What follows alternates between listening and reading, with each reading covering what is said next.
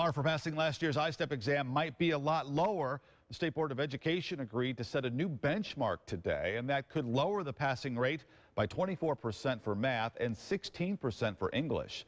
Some local school districts are starting to wonder how useful that information will be at this point. WSBT-22's Patrick Roth is at the live desk right now. And Patrick, school districts are still waiting to find out their scores. Yeah, Rick, that's already had an impact on how schools prepare for the year. Now, usually they use those scores to set their curriculum, but at this point, school districts have a better idea of what the scores won't be used for.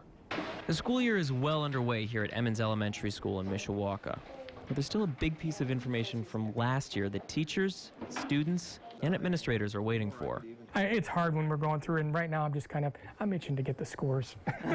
I'm itching to get the scores and see how my kids did last year.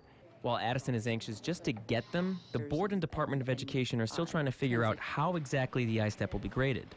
Earlier today, the board agreed to lower the benchmark for what is a passing grade, but some are starting to wonder if it might be too little, too late. The longer the time span between results and the child taking the test, the more invalid that data becomes in terms of being able to make curricular decisions with that child. And I think there's some truth to that.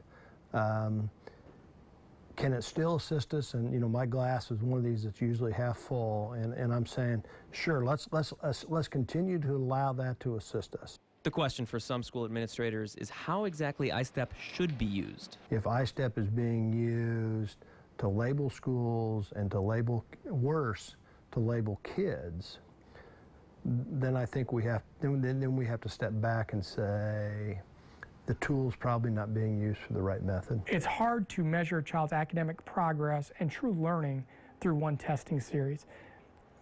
But I understand we need that testing series for the state and to make sure that we're, following things that we need to do.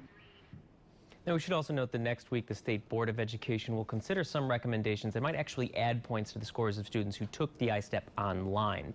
So that might mean the drop in scores won't be quite as dramatic as they're predicting right now. We already know that Governor Pence thinks the scores shouldn't be linked to teacher evaluation and pay. School officials say it's a little bit late in the year to use those scores for remediation. At the live desk, Patrick Roth, WSBT 22 News.